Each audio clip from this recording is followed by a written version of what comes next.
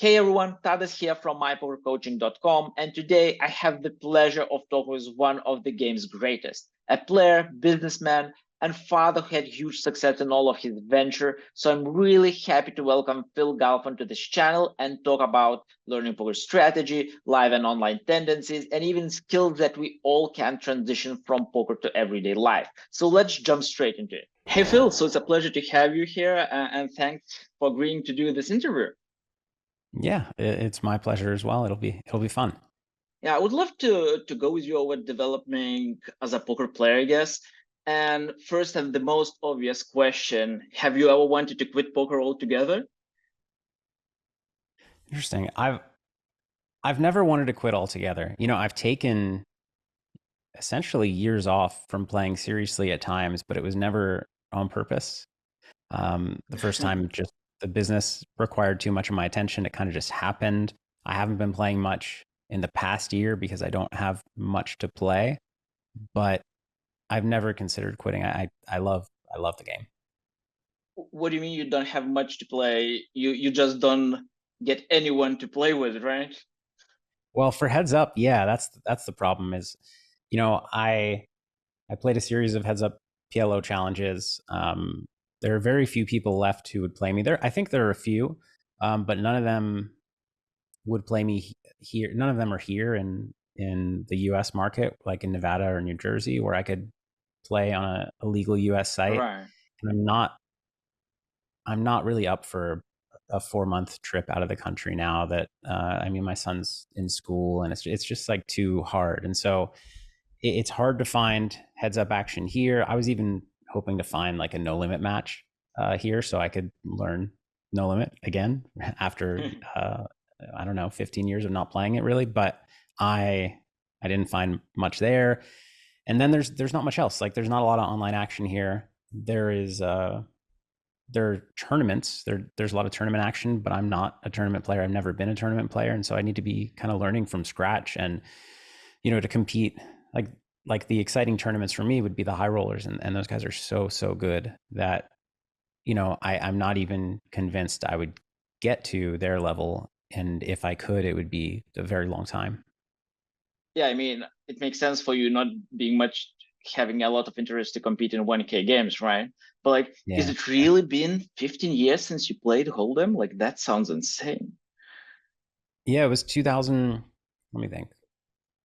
I mean, in 2008 or 2007, I think I was playing both. Maybe 2008, I was playing both, and then like 2009, 2010 is when I phased out No Limit. And Okay. I've played yeah, because 2011 was Black Friday. I was already playing. I mean, I was playing Triple Draw at that point. So I think probably 2009 was the last year I played No Limit, like seriously. And I've played in the main event. I played some tournaments here and there, and I've played mixed games that have No Limit in the rotation, but I haven't Right. really played No Limit. Um, Actually, it was I guess a couple of years ago now. I played some practice heads up no limit because I wanted to get ready and hopefully have a challenge, but that never happened. Okay. Well, I mean, obviously, would have a bit different learning curve than starting from scratch, right? Yeah, But for sure. I mean, there's still a process involved. Like, but then what motivates you to even think about this, about having no limit challenge? Is it literally not being able to get anyone to play PLO anymore? Like, Um, I mean, again, I don't want to claim that nobody's willing to play me because there are some right. people out But there but it out of sort the of U.S. looks like who, that for sure from the outside. yeah, yeah, yeah. Um, yeah, I love playing heads up poker. I mean, Right. I love playing heads up PLO. I think I would love playing heads up no limit. But when I tried to issue a challenge there, it was like Linus would play me. I was hoping that because of my years off from the game, I would get some better takers. But um, yeah, I love playing. I love playing cash games. I love playing online more than live. If there were a big live cash game that was no limit or PLO that I could play regularly, I'd probably do that. But there's not. And I just, yeah, like the only thing available to me here is either lower stakes by quite a bit that I'm interested in playing, or tournaments. And I've never really enjoyed tournaments. I not only am I not good at them, but I just don't like I don't like playing for hours on a 30 big blind stack. It's not Right. interesting to me. And I know it's still, they're very tough decisions to make. It's still for people who enjoy that, it's a fascinating game that is very, very intricate. And I think there's a lot of skill required. I'm not, denigrating tournament players at all. I think it's an extremely skillful game, and in some ways more than cash games, because the situations vary so much. There's so many unique situations that can come up in tournaments. But what I love is you know putting in bets on multiple streets and hand reading by the river, and just playing 9-handed tournaments and folding, and then having 25 big blinds when you enter the pot. It's not interesting to me. It's not fun to me. Well, I mean, that makes a lot of sense regarding the action. As you say, heads up, you play every hand, right? And Yeah. in tournament, you play very few hands, actually. I mean, obviously, there would be people taking other side of the argument, right? But Yeah. yeah, I can understand the logic about that. But like going back to the Yeah. learning curve, right?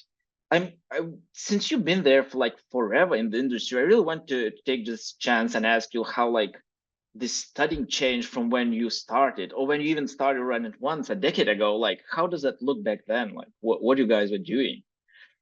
Yeah. I mean, so when I started 2 decades ago, studying was, I don't know. Non-existing. Yeah, you didn't study much. They had, I started out in sit and go, so they did have, at least a couple years after I started, some push fold calculators that you'd have to manually enter everybody's stack and everybody's calling range if you shoved, and Okay. then it would tell you what to do. But yeah, I mean, obviously the pre-solver era was much, much different, because there were no correct answers. There was, I always like to learn best. I always have learned best through other people. So whether it be conversations with others or training videos, I prefer that to the tools. Historically, nowadays, I mean, the tools are getting so strong that you obviously can't ignore them if you want to play seriously. But yeah, back then when Run It Once was starting, it was still just, I learned by playing. I learned by talking hands. I would review hands in databases. I would look at stats. That was, and talk to friends, and that was a huge part of learning. Right. So that was sort of close network, right? Like you play, the better friends you have, the more you can learn, and it's like almost a closed circle in that regard, I guess. Yeah, Um, in a way, but I do want to say, a lot of the times that there were big chunks of my career where I was learning with people who were playing, like 4 levels lower than me in terms of stakes. okay, that's And I still interesting. got a lot out of those relationships. I think that anybody who's smart and hardworking and, willing to work with you and like help each other grow, I think you can learn a lot from people. They don't have to be better than you for you to learn from them. Yeah, that's true. But like I am surprised though that 4 level difference is huge. Like I understand someone Mhm. playing 1 level below or 1 level above, that might not be that big. But yeah, like that was my experience when I was playing as well 10 years ago. So that's literally what we did. We traveled together, played, and then talked through the nights about the hands and what we should or shouldn't have done. Uh, but now we are like almost on the other spectrum, right? Like there's so much content that it's beyond insane to even understand what to look for, especially for someone just starting. Like so how you approach this right now, like how you approach if you are new to poker, like and you just want to learn right now. I mean, you can Yeah, get lost in all of this indefinitely pretty much. for sure. I think that, my belief, and it could be biased by the fact that I have a training site, but I think that if you're starting out, I think that a course is the best way to learn. The the thing about jumping into tools is that if you don't really understand what you're looking for, you're just going to waste a ton of time and probably be sent in the wrong direction. And free content is great. I make a lot of free content, but it's not it's not structured generally in a way for you to get from where you Yeah. are to the next level. And because they're, I mean, you can find out whose free content is more popular, but that doesn't necessarily mean it's going to be better. And I think that there are ways to get, it's easy to get led astray when you don't understand what it is that, like, you can't tell bad advice from good advice. Yeah, that's true. And so Like, I think that a course that is well regarded, um, which I don't know, you go on Twitter, go on Reddit, find people talking about courses. I don't know where but a course that is well regarded, I think, is a great way to start. And I don't think it should stop there. I don't think you just take a course and now you know how to play. But the course gives you that foundation to then, okay, now you start reviewing whether it's paid or free content. Otherwise, that's less structured. Or maybe you study with tools now, but you kind of understand the basics so that you can get more out of the tools. okay. Yeah, let's not be shy about it and take run it once, for example. Mhm. So there's also plenty different options, right? You can join the membership, the different level, then you have separate courses. Then again, you also have tools. And yeah, I agree. Like if you're just starting, like getting to Solvers is ridiculous because that's not going to Right. help you much. But I really like the idea of structure, but then you still need to choose where to start. Like take your side example, like what would you do like if you just starting versus, let's say, if you're already an established player and just want to like move the up to the highest levels, like how that approach differs. Yeah. So right now, so we have a series called From the Ground Up. These are 4 different courses we have. One's just on no limit cash games. One is on tournaments. One's PLO. One's sit and goes. Tournaments being multi-table tournaments. And so those are great if you know which game type you want to start with. I think those are great. I am well. I've already filmed a course that is not out. It's being Okay, edited that's and interesting. worked on still, and Is it it on is Hold'em? Sorry to interrupt you. it's on starting out. It's on exactly what I mean. It Oh, is okay. a lot of the examples are in Hold'em, but it really addresses kind of exactly what you're asking, which is like I want to give people the fundamentals so that they understand how to think about the game, and so that when they go out into the world of content, whether it's free content, paid content, tools, they have a framework for understanding if it's good advice or bad advice, understanding what they Okay, I should take love in it. and what they shouldn't. And so it is.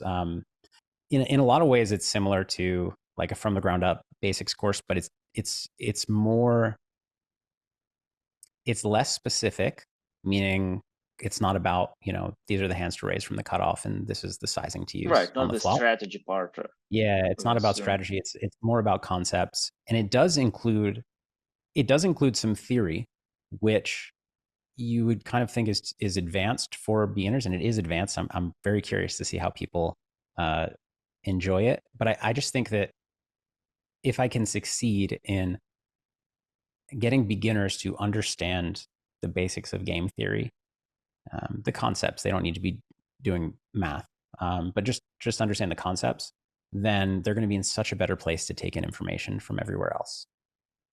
I love the idea for sure. Like you caught me here off guard. Like so, let's build some momentum Yeah. when it's coming out. I don't know the answer. It's Okay, like but like I mean, still soonish yeah, at the end of the soonish. year.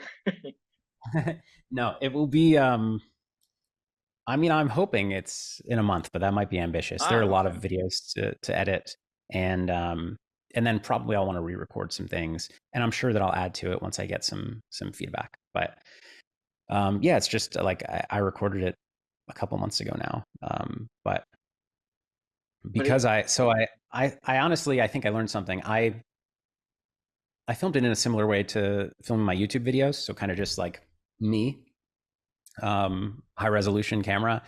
But that created like a bunch of big files. There were no PowerPoints because it was just me talking to the screen. And I think that it created like an editing project that was 5 times the size of if I had just had like a PowerPoint up on my computer and was yeah. talking through it.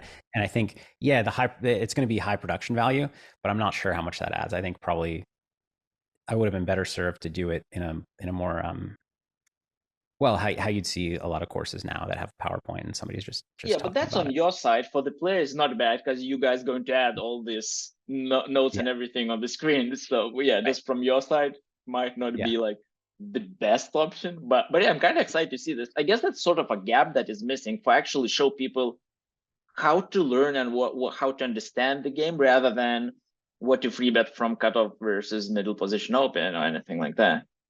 Yeah, I'm very curious how people are going to like it because the problem is that a lot of beginners, they want the chart. They want the preflop chart. They want to be told exactly what to do because they don't I mean, they want a quick answer, and they don't quite understand that those quick answers aren't going to get them too far. And the quick answers, like preflop charts, if you're going to follow them, and I think we'll include preflop charts with the course just because people want them. But just I to do, just to be safe. yeah. But in the videos, I'm like, stop focusing on preflop charts. I say it, but yeah, the problem. I mean, preflop charts will get you from. It'll increase your win rate if you're playing the wrong hands and you start playing tighter, basically. Then you'll do a little bit better. It'll decrease your loss rate, or if you're playing Right. in very That's an soft easy games. win. But it's not gonna. It doesn't prepare you to learn more. It doesn't. It doesn't give you anything to build on top of conceptually. And the game, as we've learned from solvers, it's far too complex. Even the best players in the world, we can't like memorize solvers and execute strategies that they say. Like Right. you have to understand the concepts, even to be at the very top, and certainly to go from beginner to intermediate player, you really need to understand some concepts. I like that you touched this. So, what's your take on GTO versus exploitative play in general? Like, especially when starting out. I mean, like, are people giving too much credit to solvers in the lowest of the levels, or is still a great framework to have as a fundamental strategy? Like, how would you take that? For obviously for high stakes, it's pretty obvious, but like for someone just starting out. For just starting out, look, if you could download all the information, and I don't mean like the exact solutions, but if you just like if you could learn from solvers, let's say what I know from solvers at this point, within a month, then sure, that would be fantastic and it'd be well worth it. And then on top of that, you build the exploitative framework because it helps to know in theory what to do because that helps you figure out where your opponents are going wrong and then helps you figure out how you might exploit that. All that said, I think studying solvers for beginners is really inefficient. And I think it's more likely to lead you astray than help you. And so I would say for beginners, other than understanding the theory, like the basics, I would not recommend studying solvers. Like drilling pre-flop hands, maybe drilling some flop C bets, and like I think actually that the element of drilling things is helpful and not as like I mean for beginners mind numbing. It's really hard to dive into solvers as a beginner and like not just hate poker. Right. That But could be I dull. think it's very hard work, and I think especially when you don't understand the concept, it's kind of just like this treadmill of like you can't actually make progress because you're taking in all this information but you don't really know what to do with it. You're trying to memorize it but you can't memorize it. So it's just yeah so yeah I would say exploitative is the way to go up to a very honestly I mean my game when I play against great players is mostly exploitative, but I make sure to understand the theory first. Right, but like, But yeah, so you still need to have that framework of what is logical and what makes sense and what is sound strategy from somewhere. You can't exactly. go exploiting everyone without knowing the fundamentals, I guess. Yes, that's true. But I think at low limits, you can gain that kind of from experience. You know, you see people show down hands and you kind of get an idea for what types of hands they're playing different ways. And so even if you don't understand whether it's correct or not, um, you can tell what they're doing and potentially how to exploit it. But yeah, I think I think that you kind of want to build those things up together, your exploitative framework and your theoretical understanding. And I think at the beginning, it's like there's no solver work included, but you're understanding theory and then you're understanding how to exploit. And as you get higher and higher, you're learning both. And now it's like solver work and more exploitative theory and you go all the way to the top. But I would say when you're building your base, just broad strokes for Right, theory, that type makes stuff. sense. So like just have a structured way to learn, then play and observe everything, pretty much simplifying it to the bone. Like, would you wrap with any other like super straightforward tips for this, or like when you're starting? I think, I really think that again, whether they're on Run It Once or elsewhere, I think training videos really help. And I think like the course that I'm making does not give you this part. It does not give you hey, this is me playing and this is me hand reading against this person and deciding what to do. But I think that's a really important next step. My course is like, my goal with the course is like, these are your building blocks. You start here. This is your foundation, and then you build on top of it. And I think after you have that foundation, whether it's my course or elsewhere, watching training videos, whether it's Run It Once or elsewhere, that are just like seeing people play in games that are a similar quality to the games you're going to be playing in, and watching what they're doing, watching them explain why they're doing it. I think that is a great way to fast track the reps that you would get at the poker table yourself. Okay, so you mentioned this again. It's interesting to hear your take. Still learning about from people from a similar level, right? But you just like introduce the best in the world to Run It Once team, like Dan Smith, Justin Bono, you have Kuhn, like yourself included. Like Mhm. it's pretty insane rooster. But like, does average player gets a lot from watching how you guys play, or is it like much more reserved for top pros to learn some teeny bits of everything?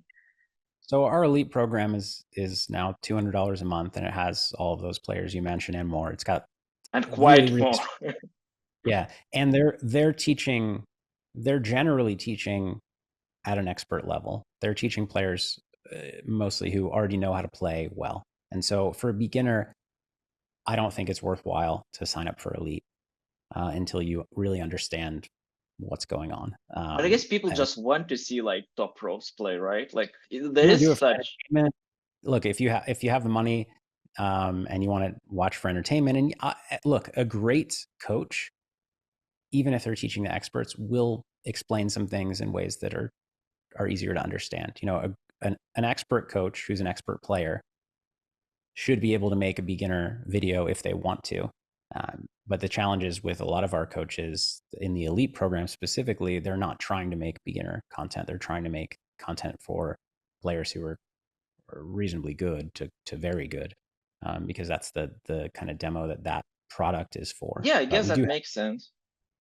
we do have essential at a lower price, and then we have the courses that are geared more towards beginners, Yeah, with the goal of kind of taking them, all the way up to elite.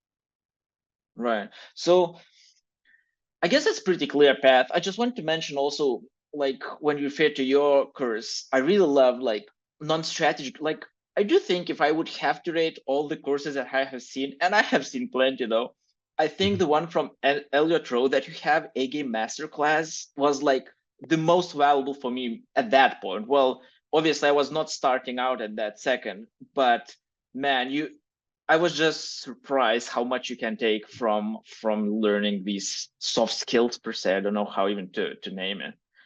Yeah, it's a great point, and it's really, I mean, Elliot is obviously, the highest regarded coach, mindset performance coach in Right. poker, and very highly regarded outside of poker. And the course is excellent. I think the cool thing about mindset is that it can help you at any level. You don't need a certain level of poker knowledge to understand it. And, every player, whether you're playing $100,000 tournaments or you're playing $1 tournaments, you your performance is impacted by the way that you show up. It's impacted by your mood. It's impacted by your ability to control the way that you play, given your mood, given how things have gone. So it can move the needle for you regardless of where you're at. Right. I learned it the hard way initially. Like, so I moved from hitting my chair after losing every flip to only doing every second time through the years. Yeah. Yeah. No, Obviously, I mean, joking a little we all, bit, but it yeah. is that. We look, everybody at every level has a certain amount of tilt in them. I think the people that think they don't tilt are delusional. I mean, it depends on your definition of tilt, Sure. but basically, like, everybody experiences emotions, and when you're playing poker, you're making decisions in a short-ish time frame. If you're playing live, you have a little longer. If you're playing online, you have to make them super fast. But either way, you're making decisions quickly, and all of the knowledge that you have in your brain, you can't access all of it in 1 to 2 minutes. And the the more tired you are, the less focused you are, the more upset you are, the more excited you are. Um, so many different things are going to make it harder to access the information in your head and come out with the right conclusion, the right play. And so, yes, it's about building the knowledge base that is your brain, but it's also about being able to access that knowledge better. Yeah, that's true. So like if you're at the high end of any spectrum of your emotion, like I mean you're running red risk. So I had a friend who smashed his PC after losing $2 flip. Like Mm. that was pretty high on the spectrum of emotions, I assume. That's a Yeah. story I tell to everyone whenever I have a chance to illustrate the point. Yeah. And even if So you're not, look, I've never been expressive. So like I've never, I don't yell when I lose. I don't slam anything. Never did, even when I was a beginner, but I still experience the emotions and it still would throw me maybe off. that's And even so harder though. it could be some people, yeah, some people like the release. Yeah, you Um, you sort of get rid of it. yeah. But either way, like my point is for people out there who are watching who don't think they have a mental game issue, or they think that, yeah, like mental game is, it's good to get you from the highest level to like 5% better. Um, no, it's important at every level, regardless of how good you are, because it's going to make you play whatever your understanding of the game is. It's going to allow you to execute on that understanding better. Yeah, I agree 100%. But like, I mean, like obviously sounds a bit ridiculous, but at a lower level, that might actually be even a bigger problem because most pros kind of have that control mechanism over them, even if they're super like angry or whatever, they still make like, let's say, mostly right decisions. But that is by far not the case in Right. lower games, I think. No, exactly. If you know that, king queen offsuit is a fold to an under the gun raise when you're in middle position, like you're just, even when you're mad, if you're a pro, you're going to fold. Yeah. But the more spots where you don't know the right answer for sure, the more opportunities you have to make the wrong play because of your emotions. But even the simple things, yeah, like that's 100%. But like even a simple thing that trying to get back to someone, like that just doesn't happen at high stakes anymore. But but I Yeah. have seen quite interesting things. Yes, I agree. Yeah. There's a lot of, yeah, I feel like it happens more at live poker than online where there's just like Right, I guess. this emotional element of just like when somebody three bets you twice in three orbits, you're just like, this guy's out for me and I'm going to get him. Yeah, So it feels a that's lot more not possible to have. So just to wrap, like literally this section about learning, I really wanted to add, like this is going to be a bit off topic right now, but I was really interested to hear your take about moving up the stakes, because like there's no definite answer to that, I guess. Like yeah. bankroll doesn't define that alone. Like so, can you share your thoughts? I mean, you move through all of the stakes, so have a thing or two to share, I guess. Yeah. So the decision about whether to move up, there's so much to think about. Bankroll does not tell you, shouldn't define it alone, but I think bankroll is um, the best measure, the best thing to go by, the best indicator because it is objective. And so you may think you're much better than the players you're playing against at your given stakes, but if your results aren't coming, you might be running bad, you might not be. But essentially, if you wait until the results are there, which if you're waiting, if you have some, whatever, call it a 50 buy-in rule before you move up to the next stakes, whatever the rule is, I don't know exactly what it should be. It depends on the game type. But if you have that rule in place and you simply follow it, that's going to get you a lot closer because you're not going to, you're not going to, we're all so prone to misjudging our abilities and misjudging our opponent's abilities. And poker allows us to so easily be in denial because of the nature of the game. It's all, there's so much variance involved. It's very easy to think like, Yeah. oh man, if I just didn't lose those two pots today, I'd be up 5 buy-ins. But no, actually, what about the three pots that you won that were Right. lucky? It's so easy for us to No one get remember blinded. that. No, you don't remember it. It's so easy to get blinded to reality, and bankroll is just an objective thing that like it doesn't matter what you think. If your bankroll is not 50 buy-ins for the next level, then it's not 50 buy-ins for the next level. And so basically following bankroll requirements to move up and move back down Yeah, that's is an also a insurance big part, I guess. policy. Yeah, is an insurance policy against misjudging. Because like in an ideal world, you know where you stand and your opinion is correct about where you stand, and you know when it's worth taking the shot at the higher stakes or whatever the case may be. But the perfect world doesn't exist. None of us know where we stand. The best players in the world play against each other one on one because they both think that they're the better player, and Yeah. one of them is wrong. And so, Both have the edge, right? yeah. So if the best players in the world don't know, what makes you think that you would know where you stand against your competition? Okay, so basically just have a clear structure when to do it. And Yeah. like obviously you can, I mean, how you decide when you take a shot at higher stake, it really depends like on what sort of game is running, right? Are you playing 6 max game with 5 regulars, or they two huge whales? So It's so tough again because you want to have, again, in a perfect world, you can make a judgment call because every situation is going to be different. It might be one buy-in level higher than what you usually play in a pretty good game, or it might be two buy-in levels higher in a really good game. And ideally, you can say, okay, well, this is a really good opportunity. I could take a 4 buy-in shot and I can move back down, and so on and so forth. But when you leave it all up to your judgment in the moment, then all the things we talked about in mental game, your emotions yeah. are you can't, like, I always advocate for setting rules for yourself. And it's okay, they can be your rules, but make those rules when you're in a good mindset, when you're away from the table, when you're just hanging out.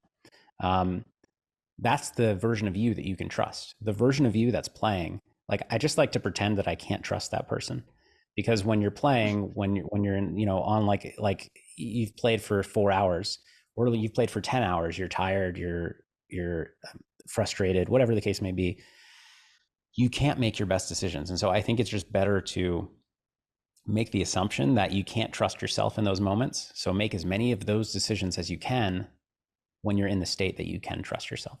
Okay, yeah, I haven't thought about that, but it makes sense. You can have different kind of rules, right? It doesn't necessarily needs to be that 50 buy-ins level. You said if there is a great game, I can move with 20 buy-ins. If Yeah. it's like amazing game, maybe give one buy-in short with 10 buy-ins. That's a Yeah. bit opportunistic, I guess. But I mean, Yeah. you And I know want to, to take quite aggressive shots as well, as far as I remember. oh, I've taken a lot of aggressive shots, and I think, some of them were ill advised, certainly. Um, for me, well, before I forget, I want to make sure, because a lot of people might have listened to that and thought, well, I can trust myself in those moments. I'm not, and I just want to be clear that I'm not saying that you just like tilt out of your mind when you're playing a long session. I'm talking about just like very slight changes to your mood and your perception, because we're all guilty of, or we're all susceptible to the the all the emotions that draw people into gambling. um, and there are so many, like, gambling is designed to kind of trick your like fool your judgments. I don't know, that's not the right way to say it, but basically it's designed to fool you. And we we're all human, and we're just not going to be our best in the moment. So even if you hear that and think like, oh well, I'm fine, I can trust myself in those I moments. will do Yeah, better than the best in the world. yeah, yeah. Look, probably you can mostly trust yourself, but why not trust the version of yourself that is not affected by all those things? But to your question, I took a lot of shots, and I mean, I think some were fine, some were bad decisions. I think the key for me, there were two keys for me why I think it was right for me to take shots.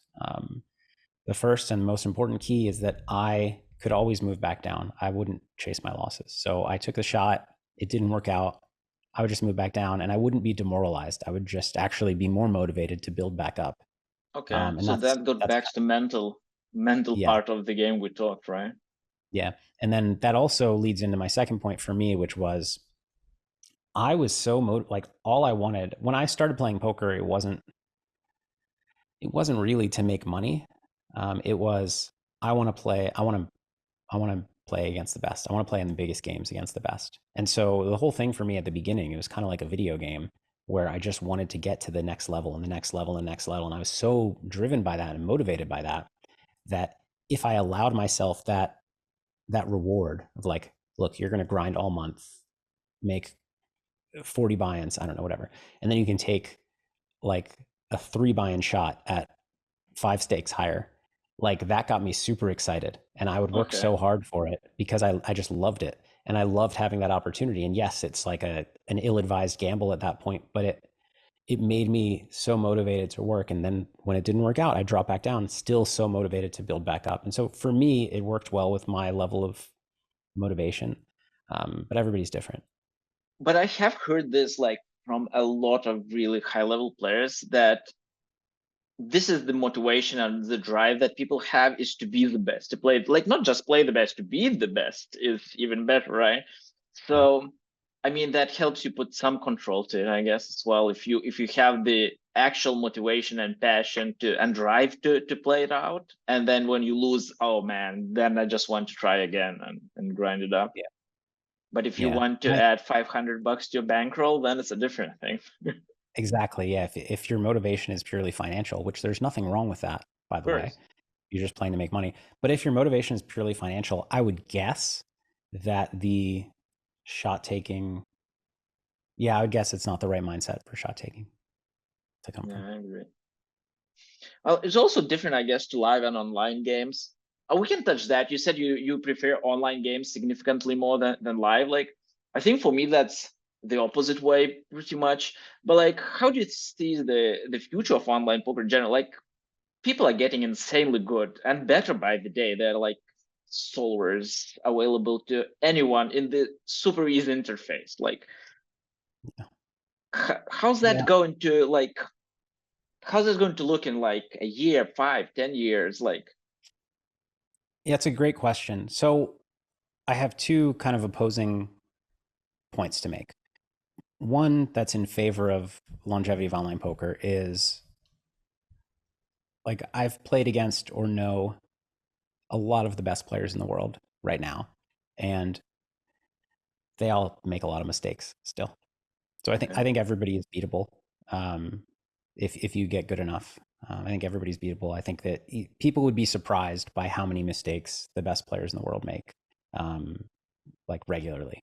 And I don't necessarily mean big theoretical mistakes, but I mean being unbalanced in a way that you can take advantage of and actually have a big win rate against. Now that said, what is happening is the average player is getting so much better, and the players who the like yeah like the average players at mid stakes or the average players at low stakes are getting so much better because solvers are getting them from whatever. If the best in the world is here at 99% and like a break even player is at, I don't know, call it 40%, solvers are getting people from like 30 to 60 a lot, like a lot more readily. And so there are a lot more 60s out there than there used to be compared to the 30s who would be small losers. Okay, I And agree. there aren't as many,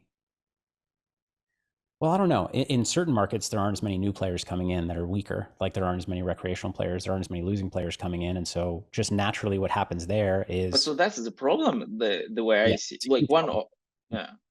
And what happens there then is just like the games get smaller and smaller essentially. And So then like what this guys on 60, to refer to your example, are the like the lowest guys in the game at some point. yeah, yes. So essentially what happens is the stakes get smaller because there are the number of like the number of losing players in a given game, maybe they stay the same, but then the number of winning players rises. And so then those games get tougher.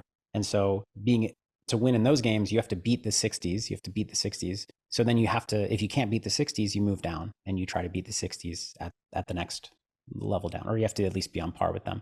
So games get smaller. And really what it comes down to is getting more players into the game. And poker Yeah. is growing in some markets, but in certain markets, it's not. So how, like, so that is one side of the coin, right? But like Yeah. recently there's scandal upon scandal, like super Yeah. users on one side, bots on another, real time assistant software on all of them probably. Like, so how does that play into equation of being able to beat online games for like regular people who just want to play it? Like they just get drained instantly. Yeah, the the game integrity stuff, I mean, lately has been very disappointing. There's so it used to be long ago that, players would catch cheaters occasionally. Um, but it wasn't super often. And from what I understand from people who worked at the major sites back then is that players would only catch like 2% of Okay. the cheaters. And actually the sites would catch, like PokerStars was catching so many more. And they were doing a great job. Now I'm wondering if players are catching more because of like the tools available for MDA, mass database analysis. And like people are getting a lot of hands. They have better tools for breaking down populations. And so I'm wondering if I'm wondering whether the fact that we're seeing more of them is just, instead of catching 2%, maybe players are catching 10% or 20% now because their tools are better and there's the same amount of cheating going on as before, but it's a lot more visible to us because we're seeing players catch them. Or if there actually is more cheating than there used to be, or if sites are doing worse than they used to be, which also adjusts the ratio. Like, Right. maybe players are catching 20, not because they're getting so much better, but because the sites are getting worse. I don't really know what the answer is. I think, in theory, the advancement of AI should help people detect cheating better. AI should detect cheating better. And solvers are already kind of as good strategically as they're going to get. So it's not like advancements of AI are going to get us closer to GTO, because we're already as close to GTO as we need to be in terms of what bots could do. That said, advancements in AI are going to make it, if they haven't already, so that it's easier for your average person to get their hands on a bot. In which case, it's kind of like whack-a-mole for the sites, where like there are just so many of them to try to swat away. And so that's my main concern, is that it just becomes too easy to start cheating. And even though I think that advancements in it, like I think that sites will get better and better and are getting better and better, at least the best ones, at catching cheaters. But cheaters Um, also getting better on the same time, I guess. Yeah, so that's the thing though. Cheaters, they're getting better, but they're like poker strategies. Not GTO is not getting better. GTO is where it's going to be. Right. We get 1% better. It doesn't really matter at all for the Right. sake of win rates. Um, However, cheaters, like, maybe advancements will make them better at exploitative play, which is then harder to detect, or maybe advancements can make them like maybe there are advancements going towards anti-detection methods. And so, yeah, I don't exactly know how it's going to play out. I know that people have been saying poker's going to die forever. It hasn't died yet. Yeah. Um, That's but yeah, been no, for quite a while going around that poker is already dead in some cases. Far yeah, from it, it looks, right? yeah. So, I mean, I don't want to be dismissive, and I do think it's a very serious issue that we need to keep thinking about and talking about. But I think usually that I do think usually the concerns are not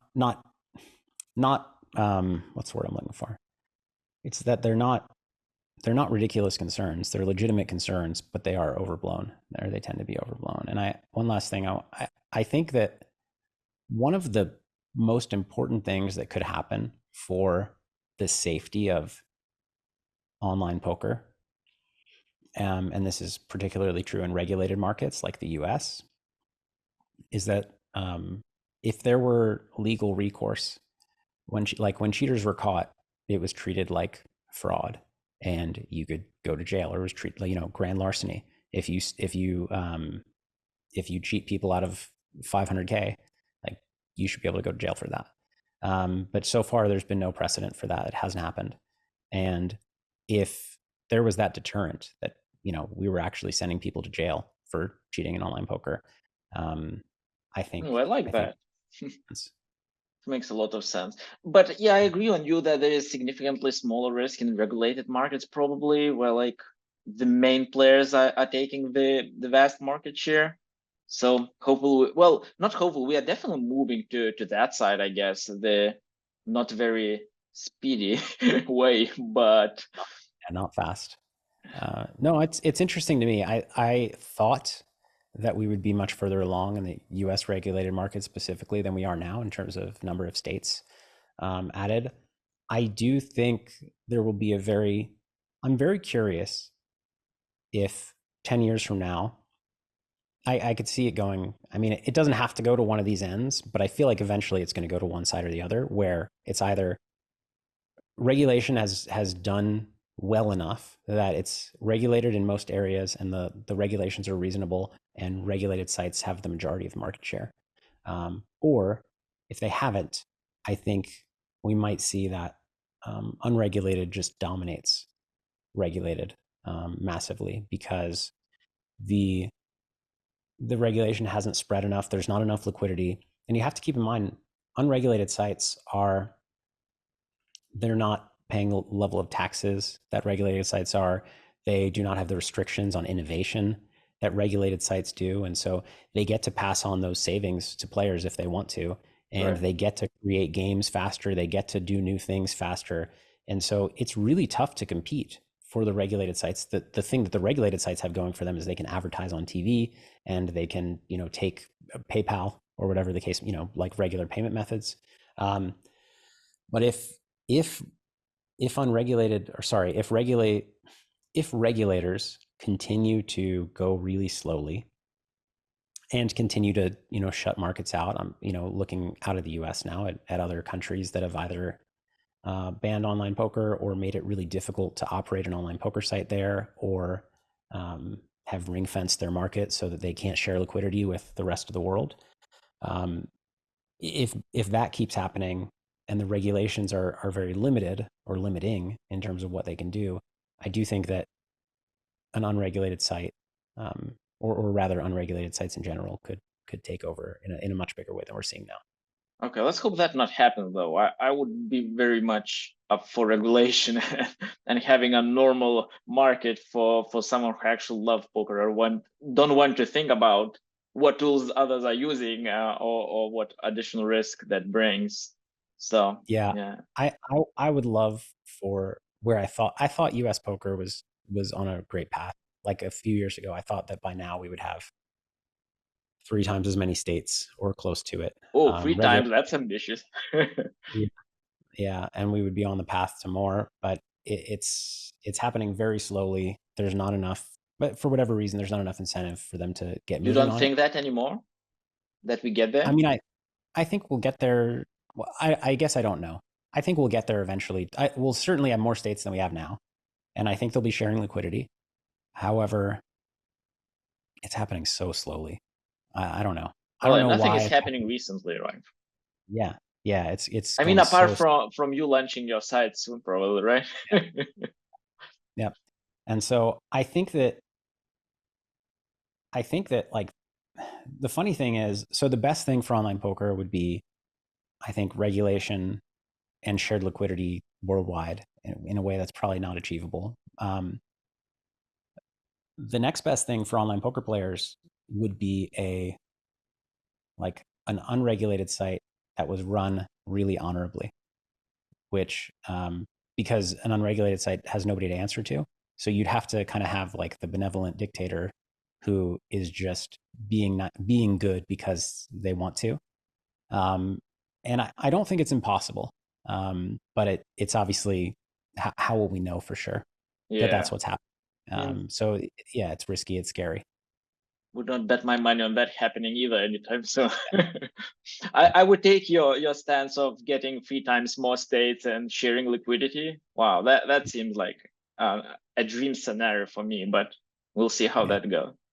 yeah. So like taking like cheating question out of equation, like anything specific you imagine we as a whole, as an industry, like maybe poker operators separately, or maybe even poker ambassadors, which usually have a pretty strange incentive because working for poker rooms do to attract these recreational players. Like, since you say like that is one of the biggest problem, which I guess is pretty clear, that there are not enough new people joining the games. Like, how we solve that? Like, is there anything we can do?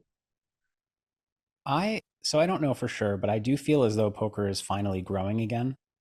I think At, that at least live, for sure. yeah, I think that there are certain countries where poker's growing, and I don't know all of them. Um, but um, yeah, some countries is growing in, but even in the US, like I think it's or I don't need to focus on the US. Even in a lot of the countries that already had poker and poker kind of already went through its boom and then contracted. No, I mean, I like think US that is still by far the biggest market. You can go through it, of course. Like, it is, yeah, yeah. But I think it was contracting for a long time, and I think it's finally growing again in large part because of social media, YouTube more than anything else, I think. And the thing is, like when Black Friday happened, one of the reasons, I mean, there were very obvious reasons that poker contracted. We became illegal in the U.S. right, Um, but also what happened then is that poker on TV kind of went away for a while, and poker was growing in large part because of, I mean, World Series of Poker continued, but that was it. Like high stakes poker, poker after dark, they were helping grow the game of poker quite a bit, and those were funded by the sites. They were funded by Full Tilt. A lot of the shows were funded by Poker Stars, and so when that went away, fewer new people were exposed to poker. But now, and that, like, yes, Poker Go popped up and others like live, like Live the Bike, Hustler, etc. There are yeah, streams, Triton, like so that is helping. But also it's like the rise of the individual creator, the poker vloggers. I think that has done so much for poker because like it's filling a hole that was left open, like sorry, a hole that was it's filling the hole that was left by, you know, the death of like mainstream poker media on okay. Black Friday. Yeah, recently I saw a couple of interesting videos from Phil Galfond. I don't know if you know him, but Yeah. yeah, have some interesting stuff for sure. I'm trying to do my part, but I mean, compared to like the vloggers, I mean, I'm not reaching a tiny fraction of what they're reaching, and so they're really bringing in a lot of players. I know that. So my wife plays a lot of live tournaments here in Vegas, and she always gets curious when she sees like a 21, 22-year-old playing like a 2K tournament. She's just like, how do you get into poker? And the answer is always YouTube. It's always YouTube. Really? Wow, that's impressive. Yeah. So they saw someone playing on YouTube, saw a crazy hand, and then said, "What the hell? I'm going to give it a try." Yeah. Yeah. No, I mean, Just like they did it back 15 years ago, they saw whatever they saw, um, Negreanu playing a crazy hand sure. on No, I It's Poker, understand and that. I'm joking, obviously, but yeah, yeah, I agree. Like the vloggers actually has insane reach. Like the numbers are unbelievable. Like how many yeah, views they have for the hands. So I like that. it's Like crazy. And like I've I've kind of come to accept, because I've been making a lot more content in the last like year and a half, 2 years.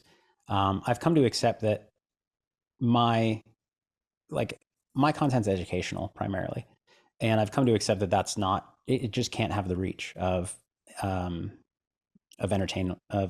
it is true. I think to some degree at least. Like you do have like both going for you. I think, but purely educational content has a huge like ceiling. Like not a high ceiling, but I mean by huge, but a very strict one. Like so Right. we have this discussion as well on my poker coaching. Like even as the name says, right, we are not doing much fun content, and that like it's so clear that when you publish a piece on whatever, like how to see better, that no one cares about it. Like, Fun. Yeah. yeah.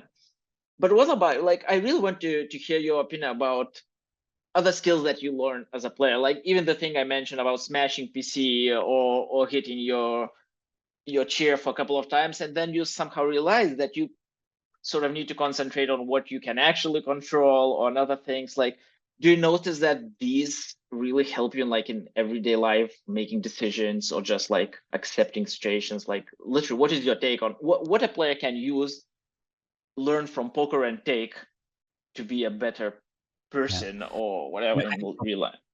it's a great question. I think poker teaches you so much about decision making in everyday life. And I mean, I would say that I approach every decision in a much more analytical way than most everybody. And sometimes I probably overthink because it's just kind of fun to figure out the best strategy. But um, it's hard to pinpoint exactly what it is. I think one of the biggest learnings from poker is to not be results oriented. I think most people who in real life are extremely And one results of the oriented. hardest things to learn, I guess. It is, yeah, it's very against human nature because when we were cavemen, if you touch a fire and it hurt, you would learn not to do it again. But poker teaches you that That's a very if you fast loop of yeah information you get. if you bluff jam this river and you get called and it hurts, your body wants you to not do it again, but you need to learn to ignore that because maybe it was the right play. And it's very hard for people to understand and learn unless they're just like forced to through poker or something similar. But I think being results oriented stands in the way of so many people's ability to make good decisions. But I mean, really everything like just risk reward analysis and I mean, logic. So much comes from poker that can help you in the real world. Yeah, I agree. I also think like what you mentioned about finding the best decision, like obviously you're not going to build EV tree for every decision, but it really helps put things in a very different perspective. Like some options that you would never even consider in your life just because it has very like significantly lower probability of good result, while that result might be 100 times better than the next best thing. You do not Yeah, even consider that. Like yeah, so yeah. yeah, like I don't know why I thought of an example. My wife gets annoyed at me because whenever I drive somewhere, even if I've been there like 100 times, I just put on the GPS because to me it's a free roll.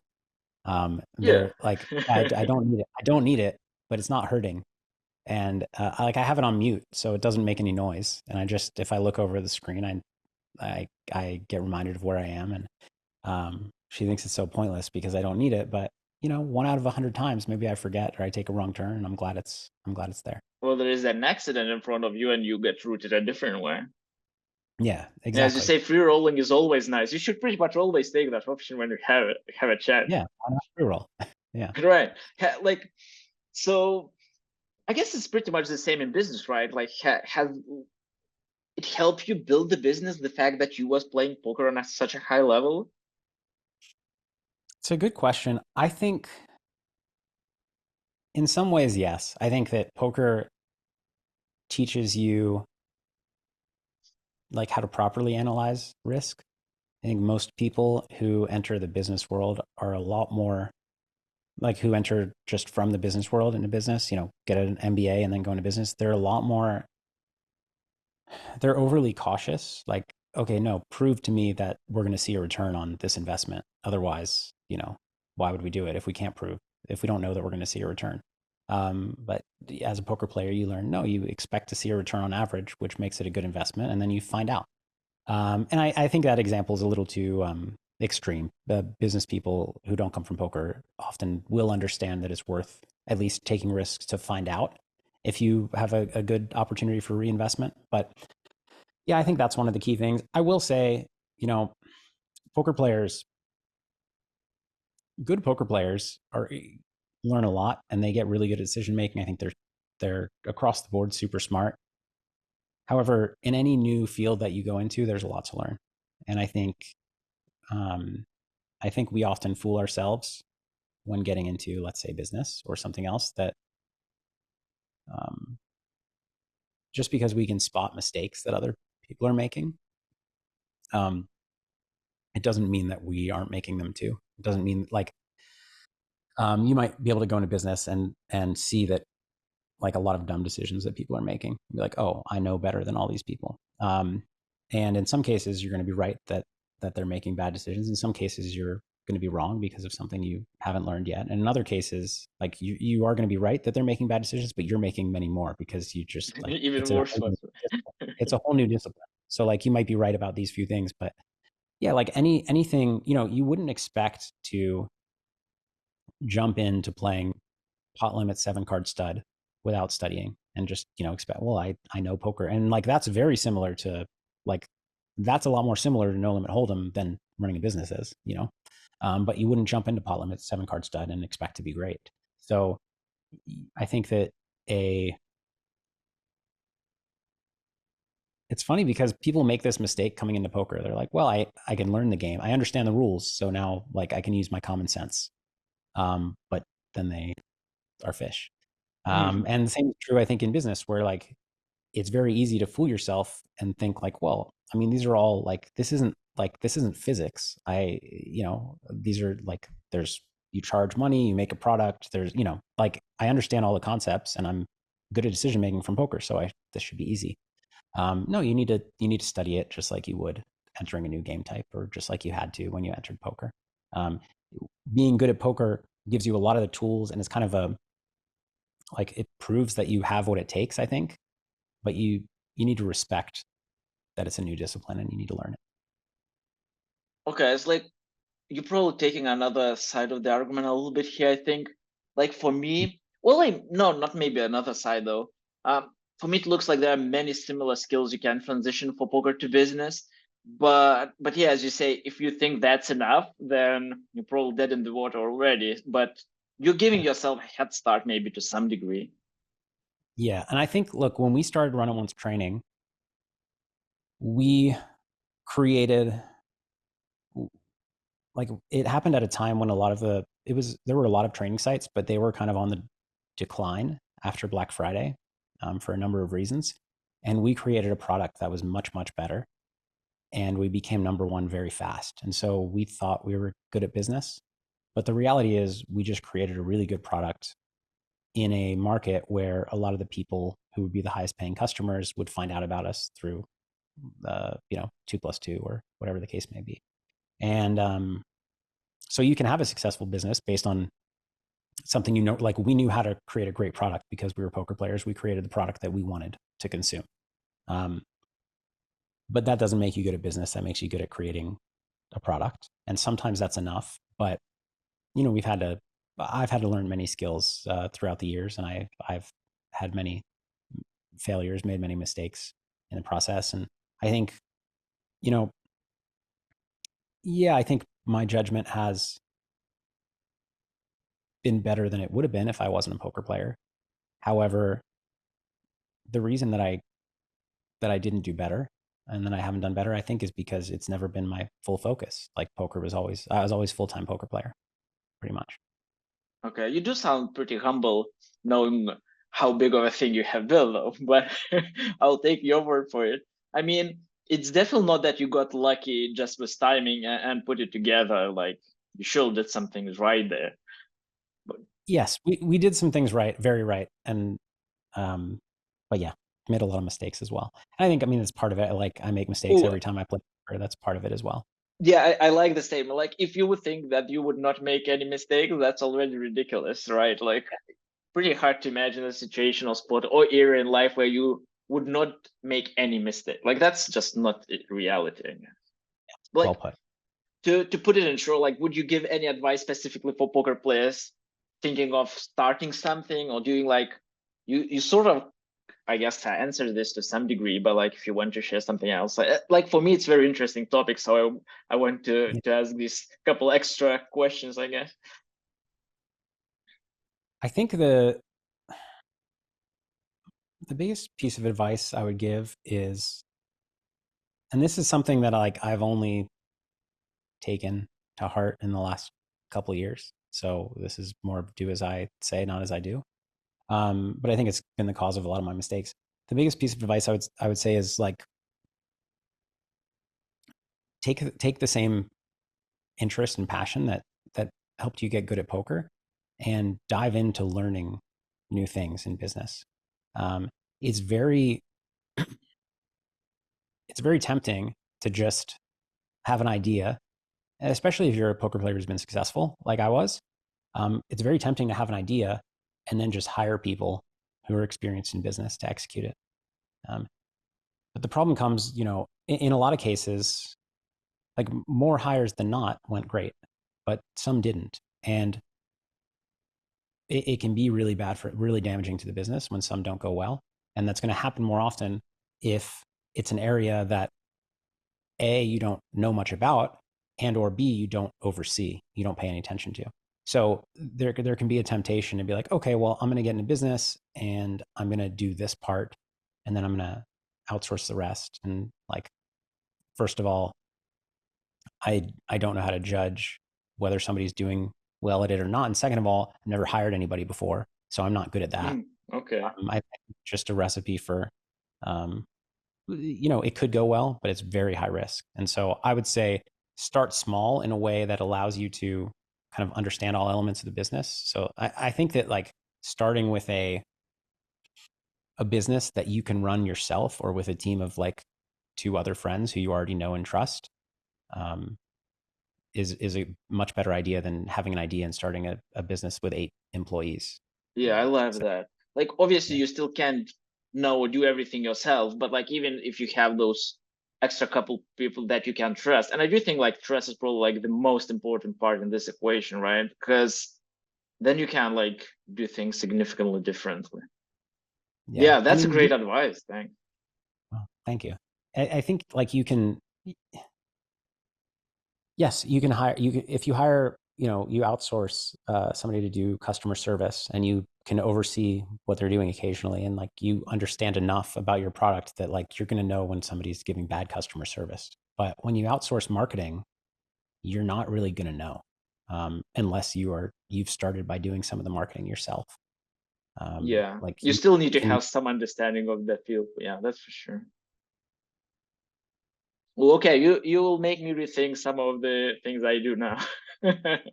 I mean, look, that comes from a decade of making that mistake. And again, usually it worked out fine. Usually it worked out well, but sometimes it didn't. And when it didn't, it was very costly. But I mean, like, if you would do it a bit differently, it would not necessarily mean that it would work out all the time. It probably almost guaranteed it wouldn't. But yeah, like you still put yourself in a better spot, I guess, not overextending it initially. And I really love the Yeah, idea like of having the basic understanding of the role that you're hiring, because otherwise it's quite messy, quite fast. yeah, yeah. Yeah, thanks, man. Like, I mean, I guess let's wrap this. It was a bit personal side of things. I mean, I guess you do not play poker as much as you use and concentrate more time on business, probably family as well. So can you share how does like your day looks right now? Like, I mean, people probably would be interested to know that you're also a human like natural person, right? Yeah. So, I mean, one of the newer things for me since becoming a father is that I take weekends off. I didn't Okay. used to. I just Yeah. play whenever, um, and work whenever. Um, so I take weekends off. On a weekday, I'm usually up at, well, it varies based on the season, but right now it's usually like 6.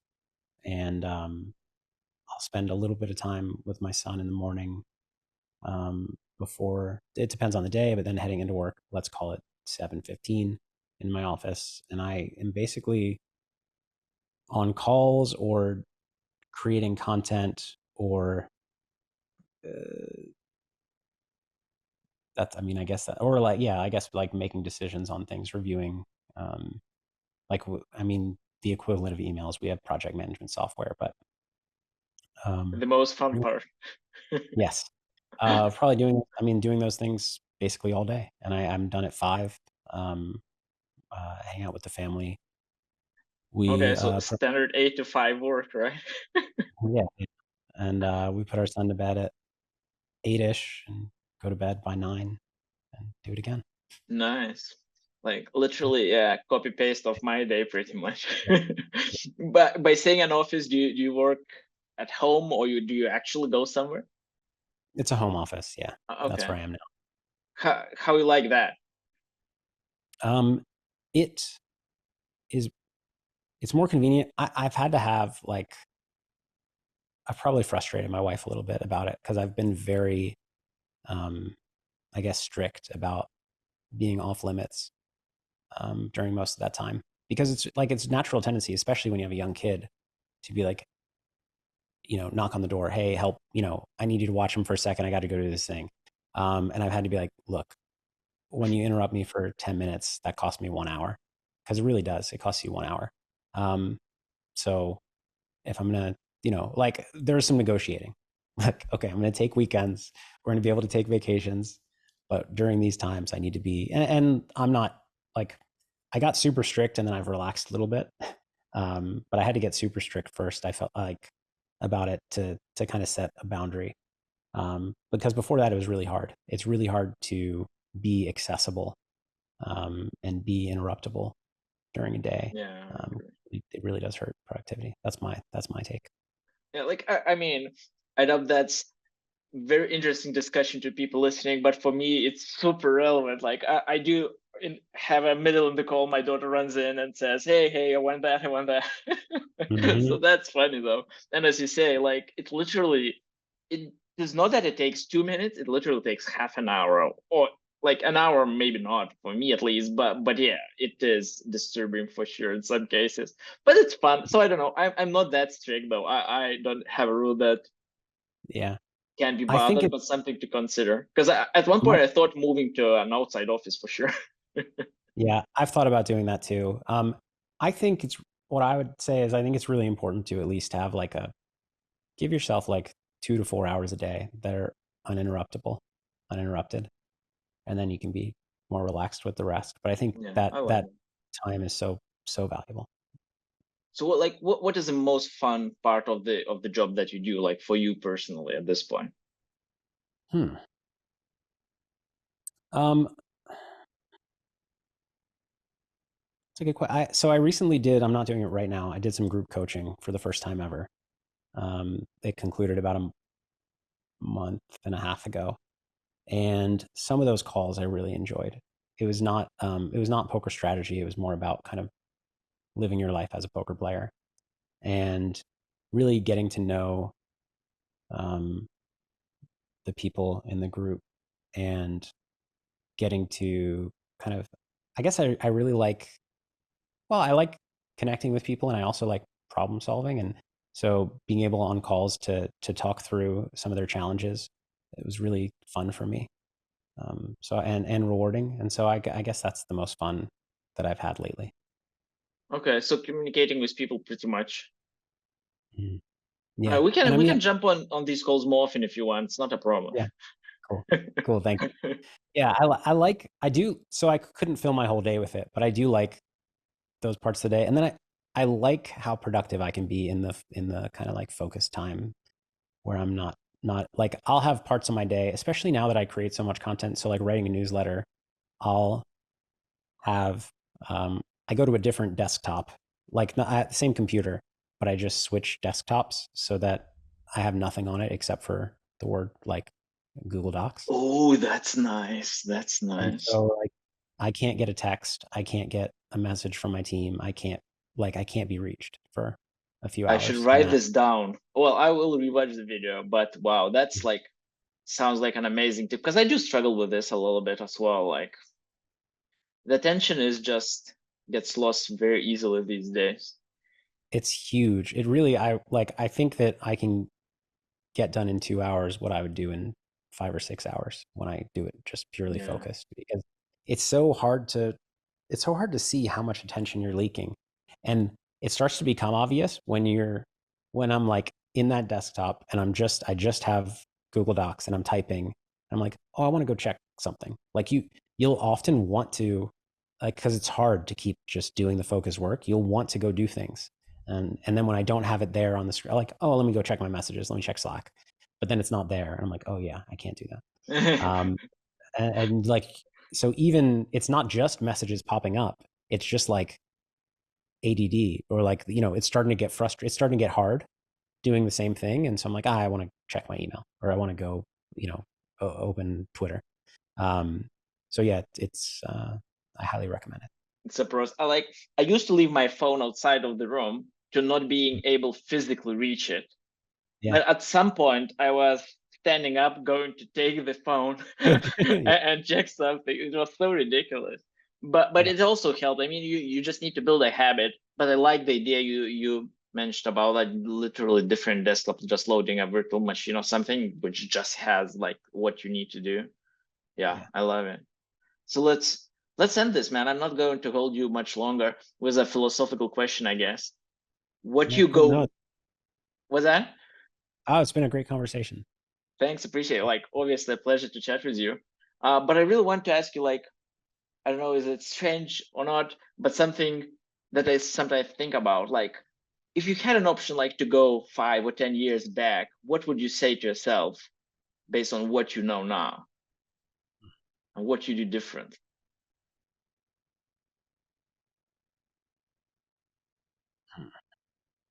Okay, I sit down for another half an hour then.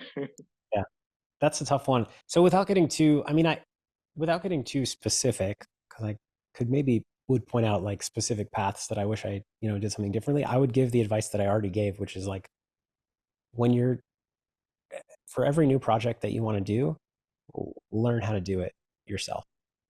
Dive in with the Mm. same excitement that you get about learning a new game, and learn how to at least do it okay yourself. And how to That's get what that excitement? Any tips on that one? No, that's tough because I always get excited about new things.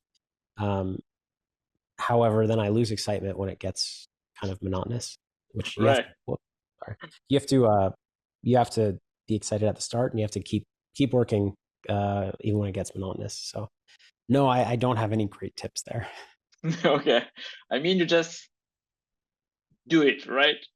You do Put it. it I and mean, do it. what I will say is like, it's helpful to, an exercise you can do is think about like, okay, what is the reason I want to continue working on this? What is continuing to work on this and working hard on this allow me to do? And like do an exercise where you're actually like writing everything out that you can think of, and then rereading that, because when you focus on when you remind yourself of the motivation, the why, then it becomes easier to put in the work because you see what you're working for. Okay, yeah. So that's going back to discussion about having that drive and wanting to reach and play with the best rather than to make extra 500 per month. Probably a good Yeah, example of proper motivation that can keep interest long term. yeah, but it could be I want to make an extra 500 a month because I want us to move into this other, I want my family to move into this other place. And when we move there, my my wife's going to be so happy, and we're going to be able to, spend afternoons in the backyard. Like, writing all of that out is motivation as well. And so it doesn't just have to be intrinsic to the activity. Yeah, that's true, I guess. Obviously, a lot of the time, you just when you reach that, you figure out it's not really what you imagined, I guess. Well, then you have a new goal. You have a new Yeah, that motivation. that's have been tested a couple of times, I guess. Yes, Okay, and Phil, really appreciate your time. It was a pleasure to chat. yeah, it was a Uh, pleasure to chat with you. Looking forward to doing it sometime again. Yeah, yeah, I enjoyed it. Yeah, have a great day, man. Cheers. Yeah, you too. Take care.